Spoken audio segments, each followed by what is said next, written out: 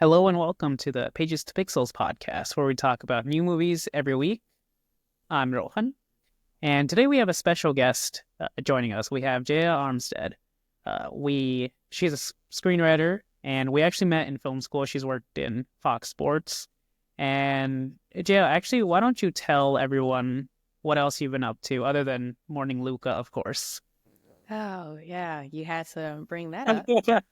But I currently work in entertainment on the publicity side, but I am truly a writer. So I have written fantasy projects, directed fantasy projects that's won in different competitions, and I've also written different features and television scripts. So definitely out there fighting the entertainment world and finding my way in there. But yeah. Yeah, I heard that a couple of your scripts have been placing well in competition, so congratulations to that. Thank you.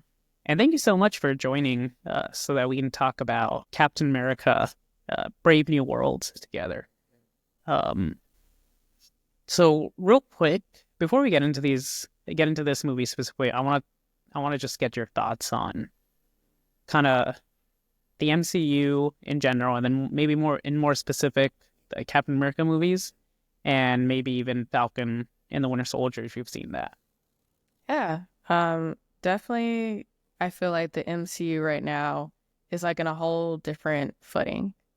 And it's not saying that definitely there are areas where I'm like, ooh, it is definitely lacking, but there's a lot of potential that I see in this new era that's coming and a lot of different characters that are going to get their shine. As a big X-Men fan, I'm really excited for them to find their way into the MCU. But Oh, I me too. do see where they're having a hard time, like smoothing in where it's been such a Avenger heavy cloud. But I think they're gonna wiggle their way through, and definitely the Fantastic Four looks really exciting. And seeing their trailer before Captain Mhm. America, it was like, okay, I'm ready to see this in theaters. But I definitely think that the MCU is like finding their pacing, and some of the shows I feel like really give it some lift. Like Loki, for sure, that's one of my favorites. And I'm excited for Daredevil dropping next week. So we'll see how Oh, that is it next goes. week? I didn't I even think realize that. week after next, but definitely March 4th. I saw it on Okay. flyers today and rewatched the trailer, so I'm ready to go. Yeah, really excited for that. Yeah, I'm like kind of in the middle with MCU. Some of their projects I love, some of them I don't really like. I tend to prefer the ones that I feel do something a little bit um different. I think I enjoyed the Guardians of the Galaxy series. Um, I like I mean I really loved the first Black Panther. I think the second one was a step down, but it's not a bad movie per se. I just feel that watching that I can feel Ryan Coogler's influence on it. Mm-hmm. Um, and I actually really enjoyed Falcon and the Winter Soldier, which is kind of takes place right before Brave New World. I mean, it's not perfect, but I think it's a solid foundation going into Brave New World, and I was really excited for it. And yeah, so Yeah. the IMDb logline for Brave New World, it reads Sam Wilson, the new Captain America, finds himself in the middle of an international incident and must discover the motive behind a nefarious global plan. Um, so, I mean, before we kind of jump into spoilers, let's get some non-spoiler stuff. Uh, Mm-hmm. let's get your non-spoiler thoughts. Like, what did you like about it? What did you not like about it? Non-spoiler, for my likes, I will say I love the work of Anthony Mackie. I agree. I thought it was like one of his best performances where I was like, okay, you did convince me, which he did in the series Falcon and the Winter Soldier, like you're Captain America. But this time it was like you're taking on the leadership that comes with it. And it just really just resonated heavier for me. And seeing his emotional moments and like the cool action too. Like now that Captain America's flying, it was like, oh snap, this is like really cool in the air. But he definitely was really strong for me. Isaiah Bradley's character, Larry was crying for It him was like great. in different scenes. He was great. Harrison Ford, I thought he had very strong emotional moments, but there were moments where I was like, am I really caught up in this? Because possibly the story which hopefully is not too much of a spoiler. But Yeah, I yeah, it was teetering the line. I felt that I kind of agree with you. I think all the performances were great. I do feel that some of the characters are let down a bit by the script, Mm-hmm. and you can feel, in particular, Harrison Ford playing Thunderbolt Ross. I thought Harrison Ford was great in the Yeah. movie, but I don't think his character is that well written. I think they're going for an arc where they establish him as, hey, not a good guy, but he's trying to be better. Um, Mm-hmm. so you're supposed to feel a little conflicted, and I think Harrison Ford does a great job at selling Yeah. that. Uh, I just have some issues with the way it's written. And I think you're making a great point with that because I feel like it was banking on the fans that were there in '08 with The Incredible Hulk, where it's like you remember the angriness of Thunderbolt Ross and whatnot, but like more MCU entered fans, it's like you don't know how crazy this man once was and like why it might be kind of skeptical to like believe his transition that he's actually a good Yeah. guy and like things like that. Where I definitely feel like I wish the film had like established that more than what they did. I hope Yeah. it's not too much of a spoiler, but like it was something that did bother me where I was like, oh, this could have been really good if we had like set this up a little more for everyone. I agree. I think the movie kind of constantly, because it starts out and he's the new president of the United States. Mm-hmm. That's literally the very first scene, so it's not really a spoiler. Um, but the movie kind of constantly tells you, hey, he's a bad guy. Maybe you shouldn't trust him.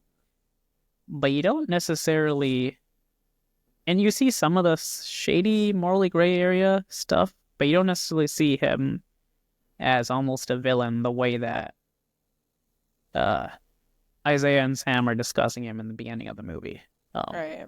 it also does feel a little odd because I know Sam's interacted with him a little bit in Civil War, but I don't. You don't see much interaction with those two characters.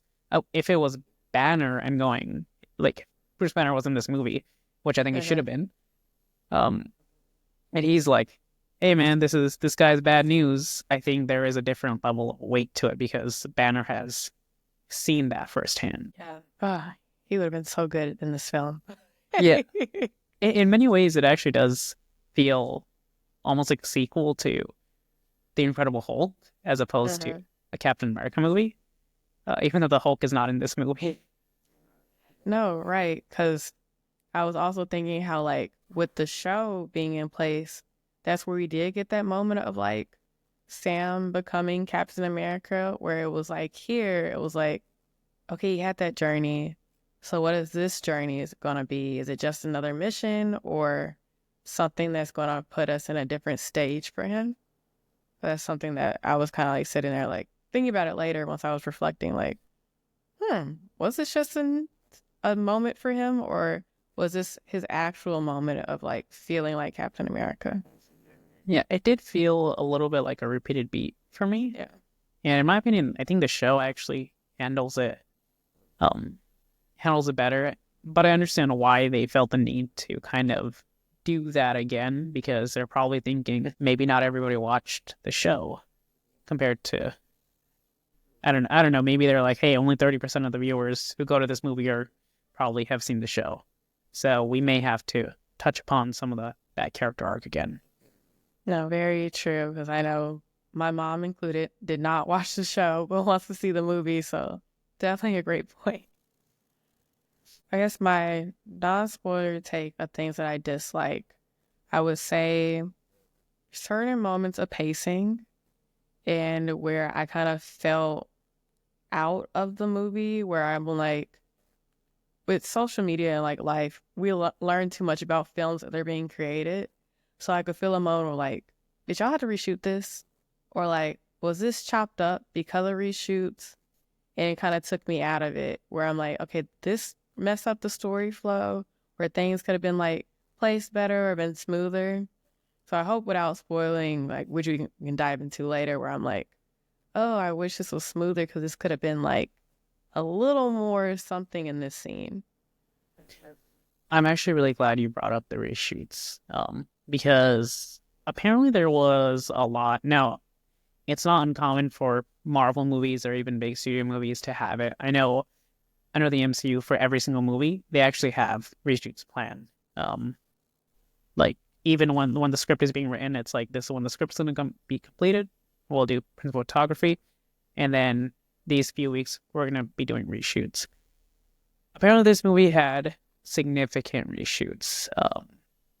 The Giancarlo Esposito character was entirely added during reshoots. At least that's what some of the reports say. I mean, you're adding a significant character and actor to that. Uh-huh. And it does feel a little disjointed. I don't know, because I mean, I love him as an actor, but I feel like you could cut his character out and the movie is exactly the same. Completely agree. Completely agree. Like, he was great in the scenes that he was in, but to progress the story, I was like, that you could have used anyone. Like, it was felt very disposable. So, like, what made his character like had to be here?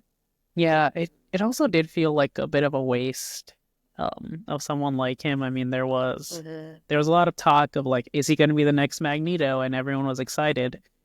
And then I don't even remember the name of his character because he just feels like The Serpent throwaway. King.